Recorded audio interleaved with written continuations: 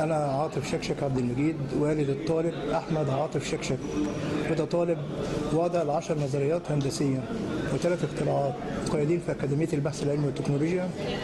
اللي حصل إن هو أحمد كان ناقش النظريات دي وفحصت في كلية العلوم جامعة عين شمس، وكانت اللي فحصتها الدكتورة سحر محمد علي إبراهيم، وكتبت التقرير بتاعها النظريات سليمة وجديدة ما فيش فيها لا تحتمل الخطأ على الإطلاق. بعد كده ناقش في كلية العلوم جامعة القاهرة، وكان فاحص النظريات الدكتور سيد حسن عابد، اللي فحص النظريات وكتب تقريره انها سليمة 100% ولا تحتمل الخطأ وجديدة. اللي كان حصل الموضوع المشكلة كله ان هو كان فحص النظريات ديت. كنا قدمت طلب بفحص النظريات دي في كلية تربية عين شمس، وقابلني الدكتور حسن عجوة، وبعدين بعد ما شاف النظريات واطلع عليها قال لي هو معقوله في طالب في الثانويه العامه عنده 18 سنه ممكن يعمل النظريات دي زي دي؟ قلت له حضرتك مالكش دعوه بسنه، انت افحص النظريات وناقش الطالب، لو عجبتك المناقشه ادي تقرير، ما عجبتكش يبقى الموضوع انتهى وخلاص. فقال لي انا لا انا هفحص ولا انا هناقش. فكلمت العميد الكليه فقال لي طيب هاتها رسميا من اكاديميه البحث العلمي والتكنولوجيا. فرحت جبت جواب من أكاديمية البحث العلمي حتى تكون رسمي.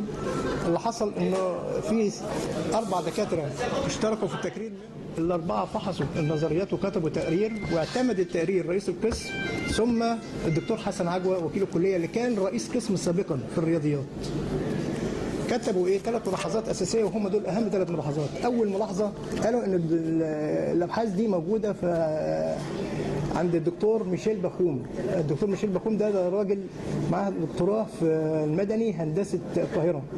فرحت عشان أشوف مين الدكتور ده اللي معاه النظريات بتاعتنا، لقيته متوفي من حوالي فوق 30 سنة، وابنه دكتور مراد هو اللي قابلني قال لي أنا والدي مدني وأنا مدني، أستاذ دكتور مدني برضه، وملناش علاقة بالرياضة على الإطلاق، وكل شغلنا مدني، مفيش حاجة خالص تخص النظريات دي.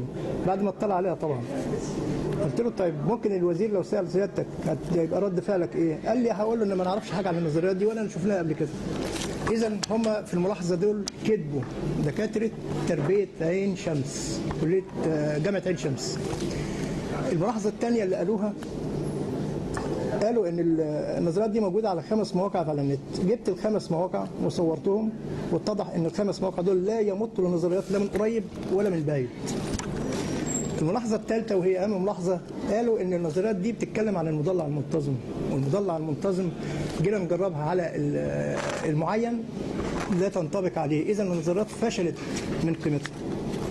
أولا المعين ما هوش مضلع منتظم عشان خاطر النظريات دي تنطبق عليه، فمش عارف إزاي الدكاترة يعني لو عدت على 1 ولا 2 ماشي، لما تعدي على 4 ويعتمدها رئيس القسم ووكيل الكلية هو أصلا كان رياضة ويعدي عليهم ان المعين ده مش مضلع منتظم، تبقى خربة البلد. هم دول اللي مكلفين يكتبوا التقرير عن ابني، فكان لازم ابلغ. وطبعا كلمت العميد بتاعهم ووريته التقارير السابقه، ووريته التقرير ده قال لي خلاص معلش يمكن عدت من عليهم. تعدي من على الدكاتره دي ازاي؟ طب وليه الكذب؟ يعني اذا كان عدت من عليهم ان المعين ده مش مضلع منتظم، دي مصيبه، دي ما تعديش على مدرس اعدادي او طالب حتى.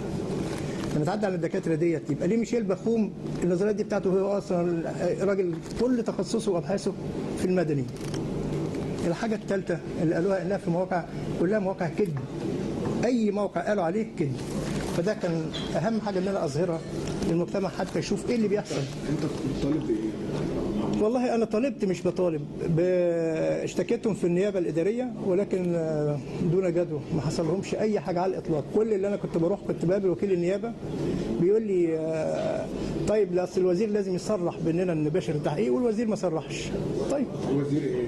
وزير التعليم العالي طبعا هو المسؤول عن انت قدمت مذكره او شكوى لوزير التعليم العالي؟ وزير التعليم العالي وصل له تقرير بس ما فيش دون تعليق. يعني هو كل ما في الامر هو كان طلب ان هو يكرم ابني احمد بس. ده كويس.